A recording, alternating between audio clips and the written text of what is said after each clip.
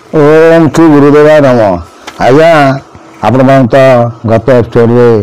भगवान कृष्ण किंतु अर्जुन को बुझे आते से कथा कहली आउ से भल पार्थक मोक्षर रास्ता से कहते कौन कहते से आम चिंता करिया देखा अजन्म आत्माटी से ही आजन्म आत्माटी से ही जन्म लभिव कहीं से जो आत्मा से कहीं लभिव कौन जन्म लभुची सदाकाल निर्मलता आत्मा अक्षय कर्म फल को छाड़ी निष्काम फल में बढ़ी तेणु कर निर्मल से सर्वदा सुखी। मनुष्य कर्म करुच्ची फल पर आशा रखुची सेटा हूँ बहुत बड़ भूल कथा। कारण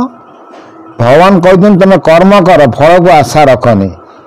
तुम कर्मर फल मुझे तुमको निश्चित दान करी आ तमें कह मु कर्म करी सांगे सांगे ए हाथ कर्म करी से हाथ फल नेबी से फल आपको जो प्राप्य हम से आप मोक्ष लाभ हो पारे। तेणु से विषय अर्जुन को कहते निष्काम भाव भक्ति करी निष्काम फल जो कर्म कर तुम जो जी जन सर्विस करने जाऊँ पैसा ना तो परिवार चलिए से तार परिवार फल कर्मर फल से किसी असुविधा ना किंतु एमती कर्म करनी जो कर्मर फल भगवान को असंतुष्ट न लगू। तेणु ये सब ज्ञानवान से बुझे कहते आज भल कथा कहते कौन कौन कहते आम देखा केमती कौन करवा जे दिशी भल कथा कह तुई ताहा बांछा कर मन इंदी नव द्वार निरोधी चाहबू देवे त्रिकुट देखी यही पुणी आसिले से देखु से गोटे लेखक से गोटे अर्जुन कृष्ण का संवाद भितर 10 से वृक्ष कही आसिले 10 छंदे छंदी से वृक्ष को पुणी एटी आसगले नवम द्वार को कारण से जो भावार्थ मुझे गत एपिसोड जो भावार्थ कहली ये एपिसोड से भावार्थ आसो ना आज्ञा समय सब परिवर्तन हो कारण केतबले चंद्रायण चलती तो केतबले सूर्यायण चलती जितेबाला सूर्यायण चलला से कथा से वार्ता से समय बहुत शुभ रे जो चंद्रायण को फेरी आसूची कारण 2 घड़ी लेखा से चलुची फेरुची जाऊँगी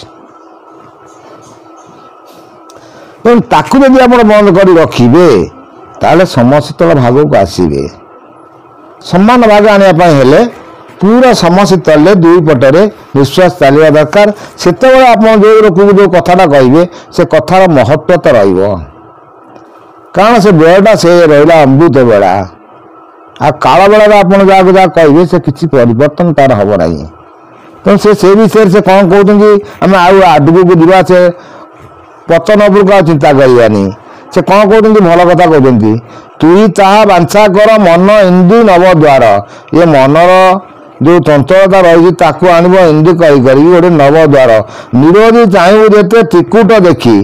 दिशब अनादिरम फिटिव त्रिगुण कर्म पाइबू तू निकट कहलु तोते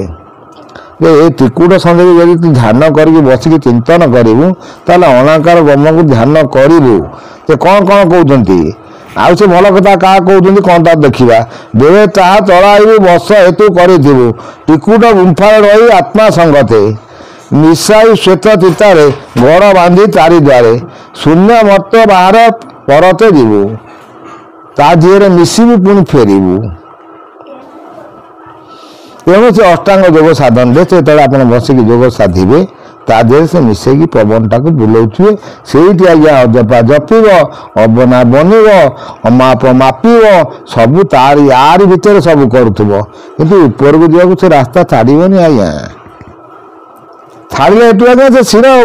खोलीज सब रास्ता ही खोलीज तार सब सी बहुत ज्ञान कथा साल को जा पथर देखा आगे आउ कौन कहते देखा शुणी अर्जुन सानंद मुखता पूर्ण होगा चंद पाद तले पड़ी से होइला कृतार्थ से ये सब कथा शुणिकी अर्जुन कृतार्थ हेले आप अध्याय सर ज्ञान मुख्य धर्म निर्गुण साधिले साधना हुए मुक्ति पथ 10म अध्याय है संपूर्ण पढ़िले शुणिले जन ज्ञान उपज दूर होती भव भय कही अछूत